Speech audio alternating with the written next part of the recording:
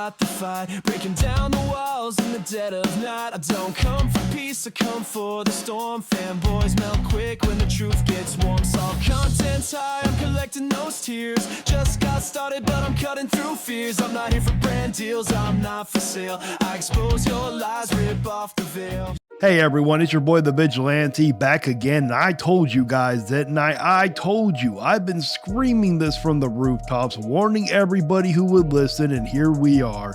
You know what? I think Nintendo might already be sitting in their big fancy boardrooms feeling a little bit of game keycard remorse. Yep.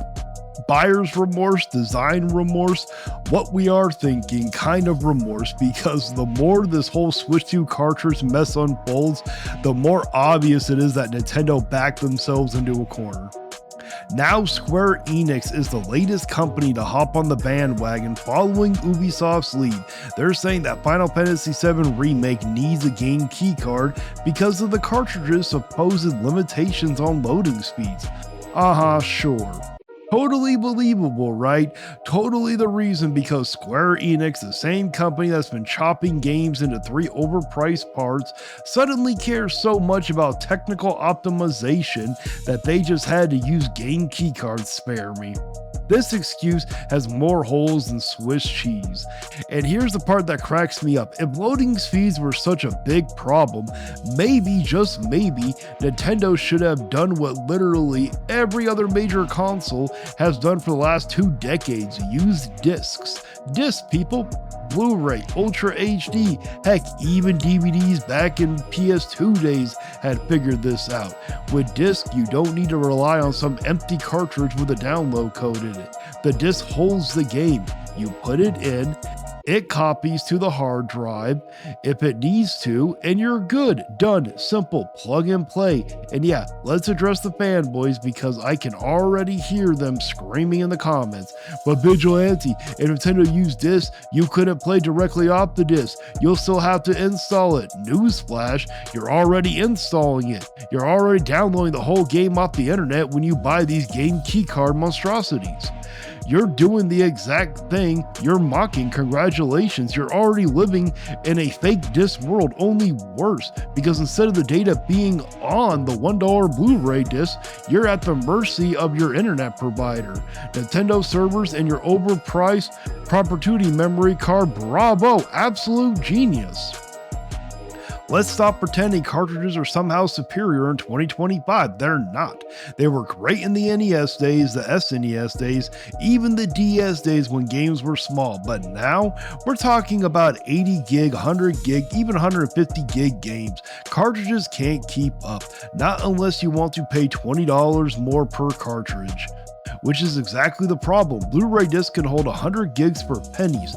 Pennies! Cartridges are expensive to manufacture, slow to scale, and worst of all, they put all the power in Nintendo's hands because they control the pricing.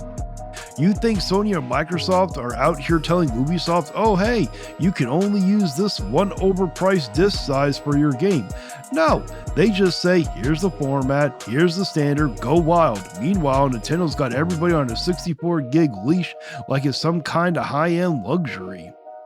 And here's where the Nintendo game keycard remorse probably kicks in. They thought they were buying clever. They thought, hey, we'll invent this system where a third party save money using keycards, we get more digital downloads, we pump up our eShop numbers, and everyone wins. But nope, what actually happened is they created a PR nightmare. Gamers hate game keycards, collectors hate them, parents hate them. Nobody wants to buy a box, open it, and find a glorified receipt. It's insulting. It's lazy, it's anti-consumer. Let's compare 2 discs again, because this is where the fanboys always fumble the ball. Discs are cheaper to make. We're talking less than $1 per disc versus 15 to 20 extra per cartridge.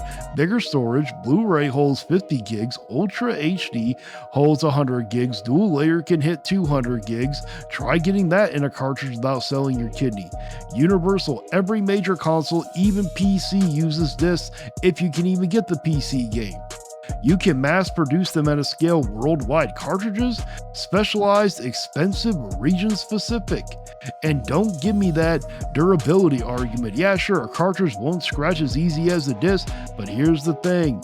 When was the last time you scratched a Blu-ray disc? You have to take sandpaper to it. They're not fragile like PS1 discs or old DVDs. Technology's moved on. Meanwhile, Nintendo is still out here acting like it's 1995, telling us cartridges are the future. Let me paint you a picture. Imagine you walk into a store to buy Final Fantasy Remake for the Switch 2. You see the box on the shelf, bright shiny cover art, Cloud holding his Buster Sword. You pay $60, you get home, rip off the plastic, open it up, and inside is a little piece of plastic that barely any data's on it, plus a download prompt for whatever how many gigs it is. That's not a physical game, that's a scam. That's like buying a book and finding out it only has the table of contents with a note telling you to download the chapters from Amazon later. Discs don't pull that nonsense. You put the disc in, the game is there, simple. And let's not forget, discs have another huge advantage.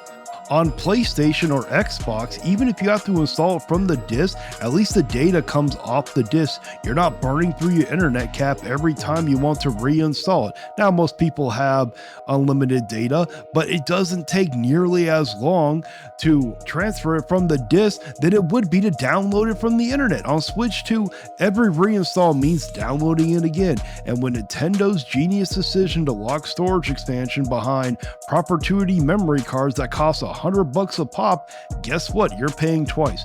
Once for the game, once for the privilege of keeping it on your console. With discs, you always can just reinstall them from the disc. Here's the irony. Nintendo's entire legacy is built on simplicity. Pop in a cartridge, play. That's what made the NES, SNES, Game Boy, and even the Switch 1 so appealing. Grandma could buy a DS, hand it to little Timmy, and he'd be playing Mario Kart in 5 minutes without needing Wi-Fi. But now, with the Switch 2 and game key cards, that simplicity is gone. You've got to download, install, updates, memory cards, all the headaches of modern gaming without any of the benefit of modern hardware. It's the worst of both worlds. And you want to talk about load speeds? Oh boy, the excuse gets trotted out every time and it's laughable.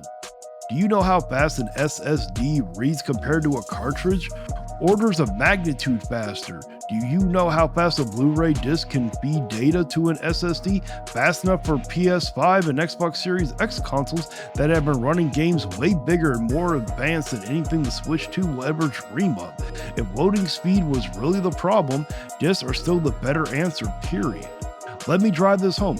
Cartridges made sense in 1985. They don't make sense in 2025. The rest of the industry moved on for a reason. Nintendo stuck with them because they wanted control. Control over manufacturing, over cost, over piracy, and now they trap themselves in this ridiculously ecosystem where third parties don't want to pay, gamers don't want to buy, and everyone is mad. That's Nintendo's remorse. They thought they were being clever, but all they did was create headaches for themselves and everyone else.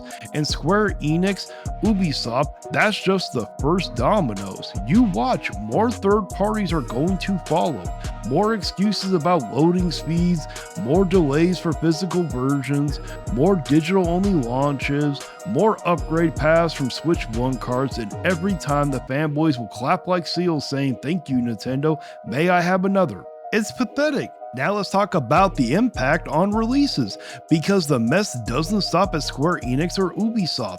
Look at what happened with Sonic Racing Crossworlds. At first, this game was rumored to be coming to the Switch 2 on a game keycard.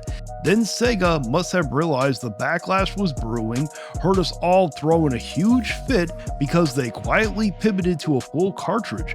But wait, there's a catch. They delayed the physical Switch 2 release until 2026. That's right, in 2025, you're only getting digital or the Switch 1 version. Oh, but Sega was so generous.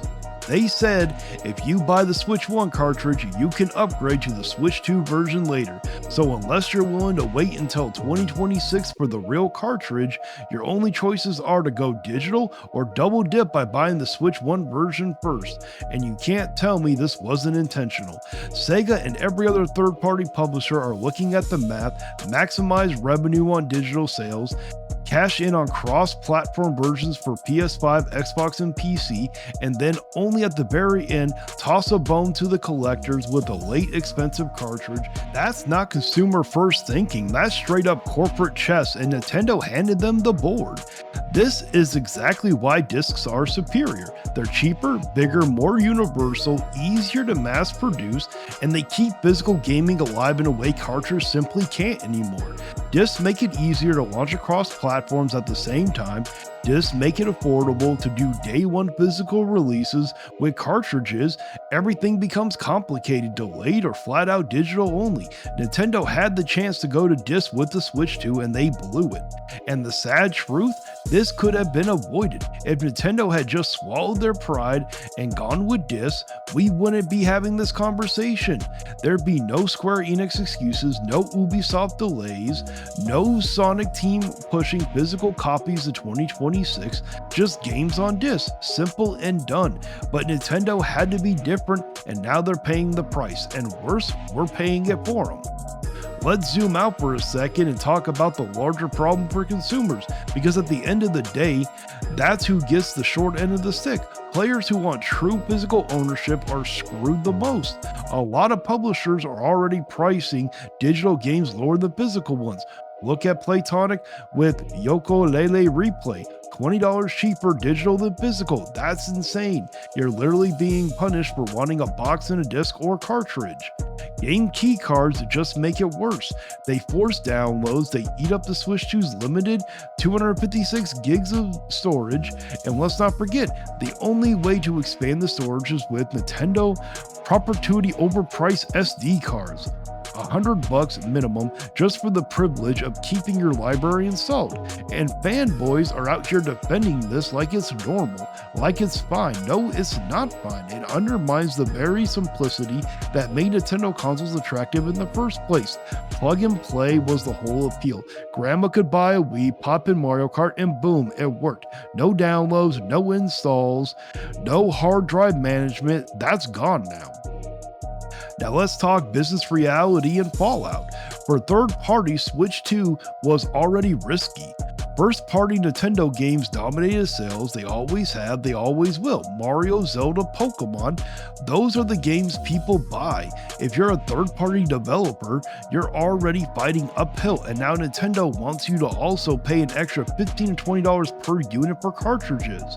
Forget it, it's way safer to focus on PlayStation, Xbox, and PC where third party games actually thrive.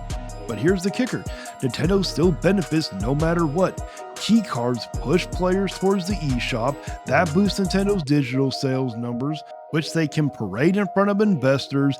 It makes emulation harder since you can't dump a full ROM of a mostly empty cartridge. At the same time, third-party devs take all the heat. Fans scream at Sega, Ubisoft, or Square saying, "Why aren't you giving us a full cartridge?" Meanwhile, Nintendo's sitting back like, "Not our problem.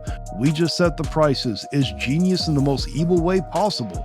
And finally, the nail in the coffin, Capcom's Resident Evil 9 confirmation. In a recent interview, Capcom was asked directly about game keycards. The question was simple: are they a development issue or a publishing issue? And Capcom answered, couldn't have been more clear. It's not development, it's sales strategy. Boom, case closed. It's not about hardware, it's not about load times, not about limitations, it's about money, just like I've been saying this entire time. So here's the big picture. Nintendo chose cartridges over discs because they wanted control, and it backfired. Third parties are cutting corners, consumers are getting the worst deals, and the Switch 2 is shaping up to be the most complicated Nintendo system ever. Discs would have avoided all of this. They're cheaper, bigger, easier, and they would have kept physical gaming alive in a way cartridges can't anymore. But Nintendo had to be difficult, and now here we are, stuck with game key cards, digital first strategies, delayed cartridges, and excuses that get flimsier by the day. And at the end of the day, this all comes back to Nintendo. They made the cartridges expensive. They pushed the keycard model.